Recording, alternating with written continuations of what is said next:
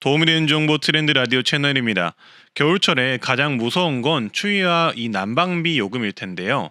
난방비 아끼려고 난방을 너무 틀지 않으면 집이 너무 추워서 힘들고, 그렇다고 아무 생각 없이 보일러 난방을 틀면 난방비 폭탄을 맞기 쉬운데요. 저도 혼자 살고 있기에 난방비 요금 폭탄을 작년에 맞아봐서 올해는 조금 더 절약해보고자 난방비에 대해서 공부를 해봤습니다. 8가지 정도 방법이 있으니 라디오처럼 편하게 들어보시고 난방비를 아껴보시길 바라겠습니다. 구독과 좋아요 눌러주시고 바로 보러 가시죠. 일단 외출 모드는 진짜 잠깐 외출할 때만 쓰는 게 좋습니다. 난방비 절약을 위해 많은 분들이 외출 모드를 이용을 하시는데요. 근데 외출 모드는 동파 방지에는 유용하지만 따뜻한 실내를 유지하기에는 어렵다고 합니다. 왜냐하면 외출 모드는 보일러 제조사별로 다르지만 실내 온도가 8에서 10도 이하일 때만 보일러가 가동되기 때문입니다. 따라서 외출 모드로 해놓고 실내 온도가 급격히 내려가 버리면 다시 귀가했을 때 실내 온도를 올려야 될 수가 있는데요. 실내 온도를 1도로 올리는데 가스비가 7%가 더 든다고 합니다. 그래서 장기간 집을 비울 게 아니면 외출 모드 대신 실내 온도를 현재보다 2에서 5도 정도 낮은 상태로 해놓고 외출하는 게 훨씬 나은 방법이라고 합니다. 그리고 온수 모드는 이렇게 사용하면 좋습니다. 보통 보일러 온수 모드는 저중고 또는 1, 2, 3단계로 되어 있는데요. 저나 중단계 또는 1, 2단계에 놓고 쓰는 것이 가장 가스비, 난방비 절감에 유리하다고 합니다. 보일러 온수 온도는 기종에 따라 다르지만 30도에서 60도로 제어가 되는데요. 보통 가장 뜨거운 온수는 너무 뜨거워서 잘 쓰지 않기 때문에 가장 높은 온도를 해 놓으실 필요가 없고요. 또한 온도를 가장 뜨겁게 해놓고 샤워기나 세면대 수압을 강하게 틀어놓을 경우 가스비가 많이 소모가 된다고 합니다. 따라서 온수 모드는 내가 따뜻한 물을 사용할 때 적정한 온도 정도만 유지하면 되기에 전화 중단계 또는 1, 2단계에 해두시고 쓰시면 난방비 절약에 도움이 될 수가 있습니다. 그리고 가장 뜨거운 모드는 50도 이상이 넘어가면 오히려 화상 위험이 있으니 주의하시고요. 그리고 집이 단열이 잘 안 된다면 온돌 모드를 쓰시는 게 좋은데요. 단열이 잘 되는 집은 실내 온도 설정 모드를 쓰던 온돌 모드를 쓰던 집 환경에 맞게 쓰시면 되는데요. 하지만 외풍이 심하고 단열이 잘 안 되는 집은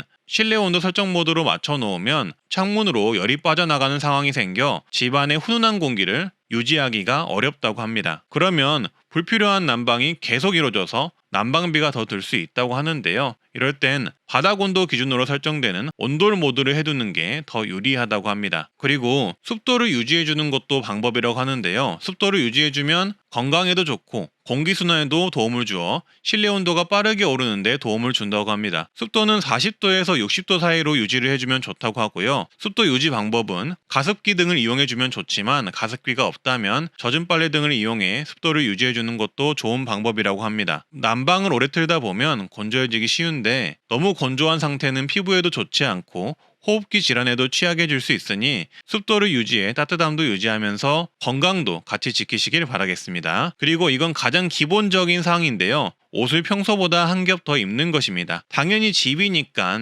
편하게 반팔이나 긴팔 한 장을 입을 수도 있는데요. 하지만 난방비 절감을 위해서 양말도 신고 슬리퍼도 신고 좀 더 따뜻하게 옷을 한 겹 더 입어주는 것도 하나의 기본적인 난방비 절감 방법이 될 수도 있다고 생각합니다. 그리고 또한 단열이 잘 안 되는 집의 경우 단열재를 붙여주거나 외풍 차단을 해주시면 좋은데요. 창문에 뽁뽁이를 붙이는 것도 방법이고 이렇게 쇼핑몰에서 문풍지 등을 구매해 외풍 차단을 해주면 실내 온도 유지에 도움이 된다고 합니다. 실제로 창문에 뽁뽁이만 잘 붙여도 2도에서 3도 정도 온도가 높아지는 효과가 있을 수 있다고 하니 이런 부분을 잘 활용해서 난방비 절감 효과를 얻어가시면 좋겠습니다. 그리고 저는 정책 유튜버니까 노후가 된 보일러 교체 관련 보조금 정책도 말씀드릴 텐데요. 간단히 말해서 노후된 가정용 보일러를 친환경 보일러로 교체할 경우 보조금을 받을 수도 있습니다. 보통 일반 가구는 10만원, 저소득 가구는 60만원까지 보조금을 받을 수 있고 일부 제품의 경우 저소득층은 무상으로도 교체가 가능하다고 합니다. 친환경 보일러는 노후 보일러 대비 연료율이 12% 정도 높아서 연료비 절감에 도움이 된다고 하니 노후된 보일러를 교체하실 땐